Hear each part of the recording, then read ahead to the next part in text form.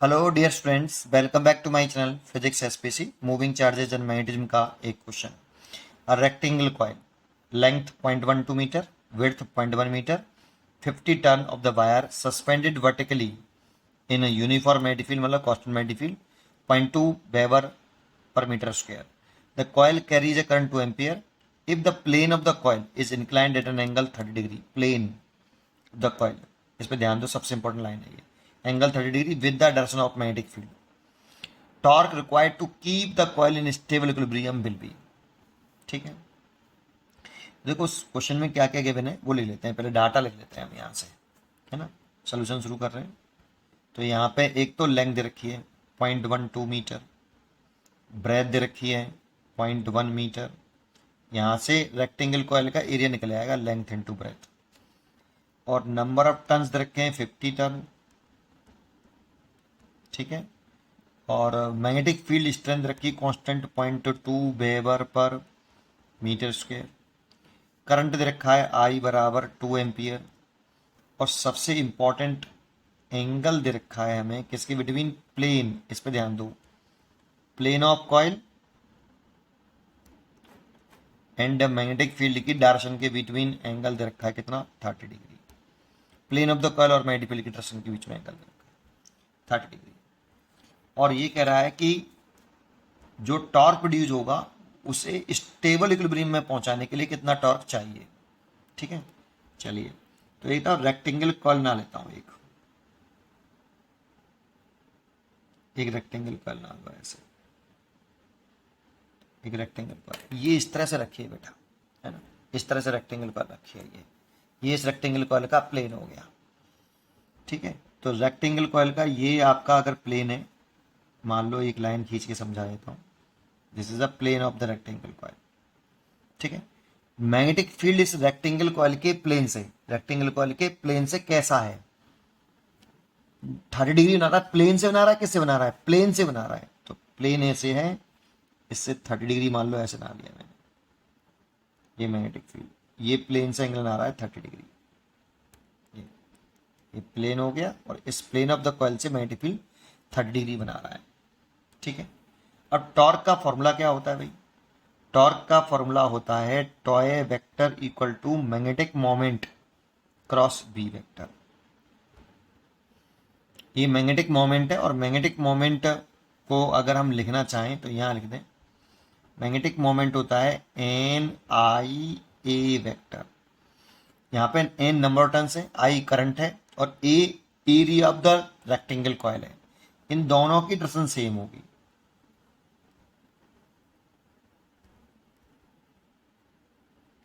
और यहाँ पर अगर इसे मैं वेक्टर फॉर्म में ना लिख के वैसे लिख लूँ, मैग्नीट्यूड फॉर्म में लिख लूँ, टॉय बराबर M B sine theta.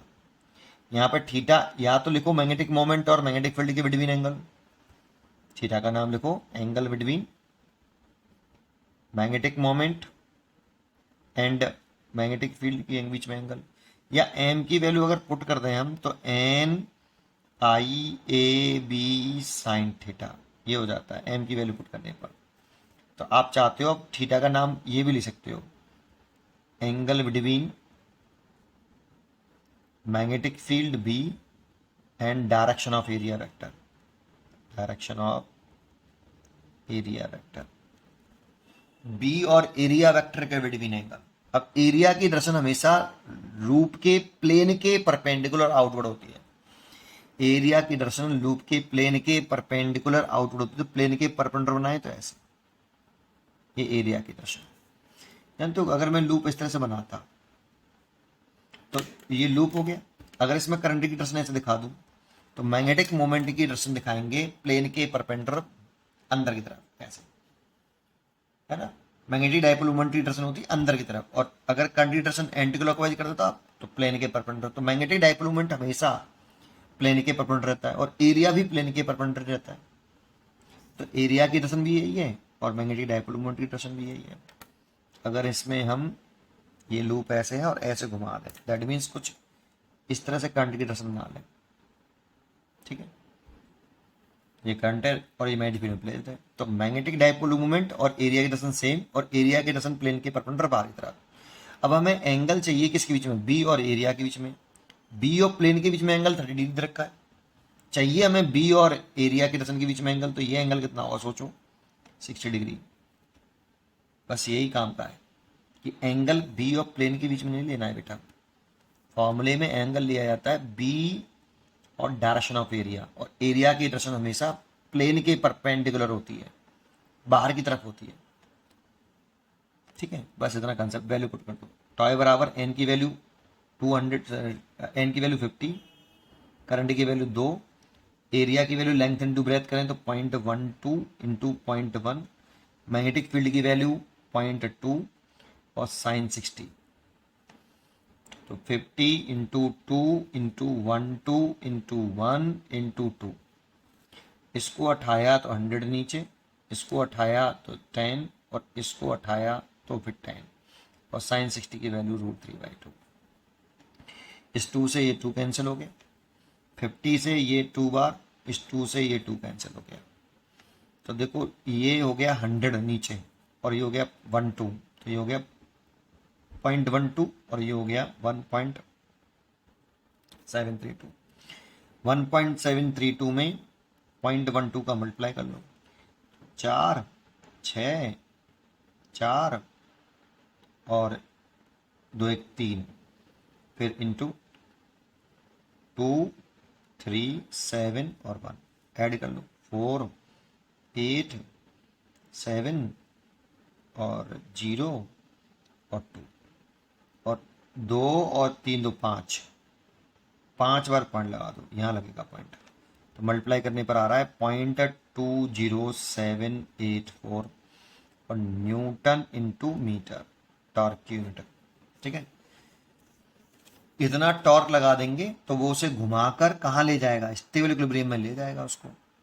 Torque लगेगा, टॉर्क क्या करता है, बॉडी को रोटेट करता है, और रोटेट करके वो स्टेबल इक्विलिब्रियम में ले जाने का मतलब है बी और एरिया के दर्शन के बीच में एंगल 0 डिग्री कर देगा। ठीक है, स्टेबल इक्विलिब्रियम में थीटा बी और एरिया के दर्शन के बीच में एंगल 0 डिग्री होता है। तो कितना टॉर्क चाहिए उस कॉइल को इक्विलिब्रियम स्टेट में लाने के लिए, वो क्वेश्चन ये कह रहा है, लाना चाहता है। तो इतना टॉर्क लगा देंगे तो वो घुमा के ले आएगा। तो इसे देखो राउंड ऑफ कर दें तो सबसे नियरेस्ट आंसर यही है, सी। तो 0.20, वैसे 0.21 आएगा, नियरेस्ट आंसर यही होगा, लगभग अप्रोक्सीमेट। तो सी चॉइस इज करेक्ट। उम्मीद करता हूँ कि आपको ये जरूर समझ में आया होगा। पढ़ते रहिए और खुश रहिए।